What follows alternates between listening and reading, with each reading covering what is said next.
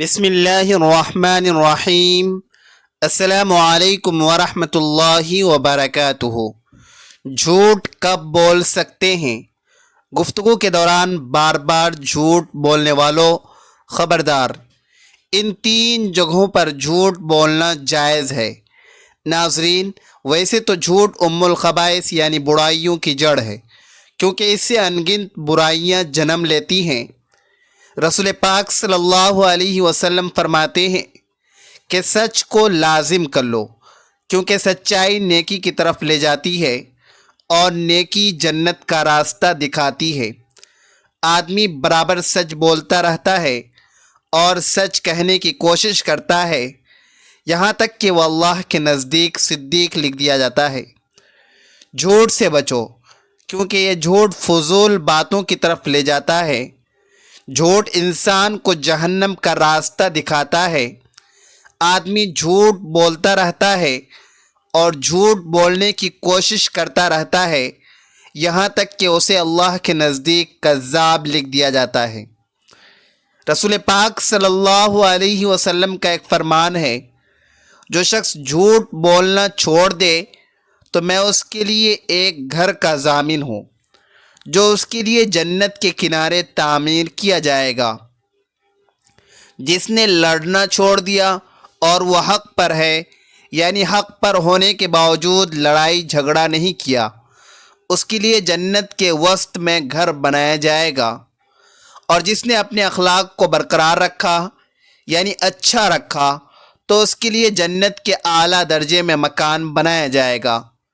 ناظرین، ارشاد نبوی صلی اللہ علیہ وسلم ہے کہ جب کوئی شخص جھوٹ بولتا ہے تو فرشتہ اس کی بدبو سے 1 میل دور چلا جاتا ہے۔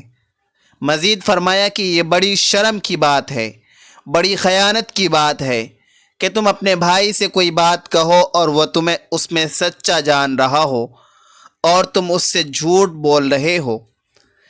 رسول پاک صلی اللہ علیہ وسلم کا فرمان عالی ہے کہ مومن میں تمام صفات پائی جا سکتی ہے مگر جھوٹ اور خیانت نہیں۔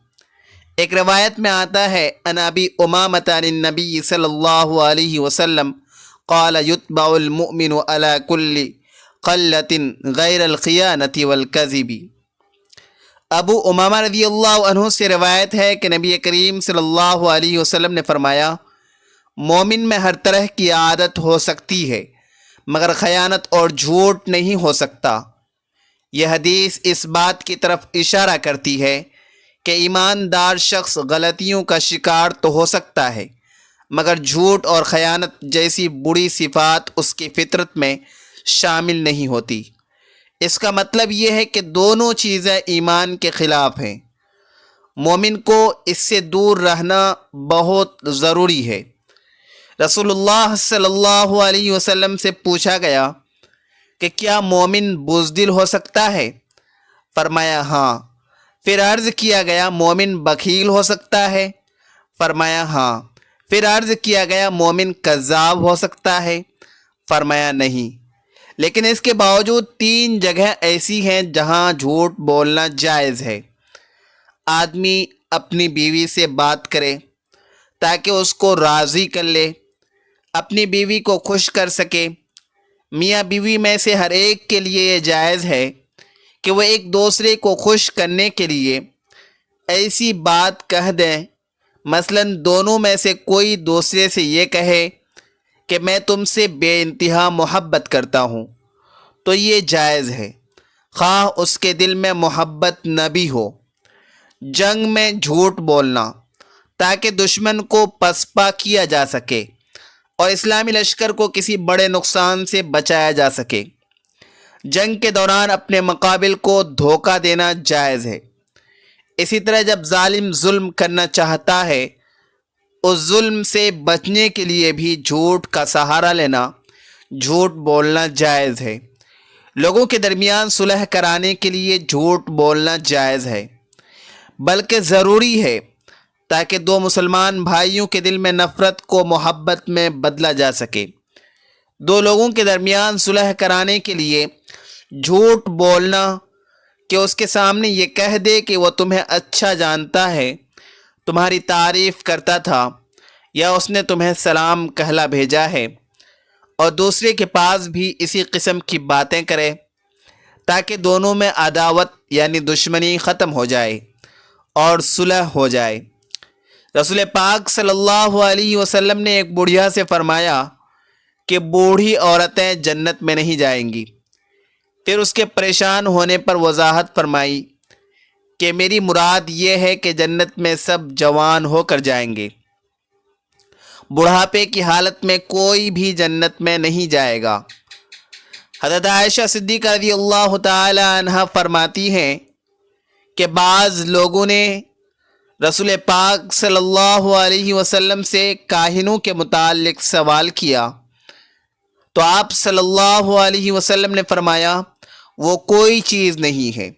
लोगों ने अर्ज़ किया, या रसूल अल्लाह सल्लल्लाहु अलैहि वसल्लम, बाज़ औक़ात वो ऐसी बात बताते हैं जो दुरुस्त साबित होती है। तो आप सल्लल्लाहु अलैहि वसल्लम ने फरमाया कि वो दुरुस्त बात जिन्नात की तरफ से होती है, जिसे वो काहिन के कान में डाल देते हैं। जैसे एक मुर्ग दूसरे मुर्ग के कान में आवाज़ पहुंचा देता है और फिर काहिन उसमें 100 से ज़्यादा झूठ मिला लिया करता है। एक यतीम बच्चा इल्म से फारिग होकर मज़ीद इल्म हासिल करने बगदाद जाना चाहता है। माँ से इजाज़त तलब करता है, माँ उसे बखूबी इजाज़त दे देती है। उसकी कमीज़ के अंदर 40 दीनार सी देती है और बच्चे को सच बोलने की तलकीन करती है। यह बच्चा काफ़िले के साथ रवाना होता है। काफ़िले को हमदान के करीब डाकू घेर लेते हैं। एक डाकू उस बच्चे से पूछता है कि तेरे पास क्या है। बच्चा कहता है मेरे पास 40 दीनार हैं। डाकू उसको मजाक समझकर चला जाता है और अपने सरदार को उस बच्चे के बारे में बताता है। तो सरदार उस बच्चे को बुलाकर उससे पूछता है। बच्चा फिर सच बोलता है। उसकी कमीज़ जब चाक करने पर 40 दीनार बरामद होते हैं तो सरदार कहता है कि अगर तू हमें न बताता तो हम इस माल को पा न सकते थे। तूने ऐसा क्यों किया? बच्चे ने कहा मेरी माँ ने मुझे नसीहत की है कि कभी झूठ न बोलना। सरदार ने यह सुना तो उसके दिल पर चोट लगी और ज़ारो कतार रोने लगा और कहने लगा, बच्चे तू कितना अच्छा है कि अपनी माँ से किया हुआ वादा पूरा कर दिया, और हम कितने बुरे हैं कि अल्लाह से किया हुआ वादा पूरा नहीं कर रहे हैं और मखलूक को लूट रहे हैं। फिर क्या था, सरदार और उसके साथियों के दिल की दुनिया ही बदल गई। वह इंसान बन गए। यही बच्चा आगे जाकर बहुत बड़े बुज़ुर्ग बने।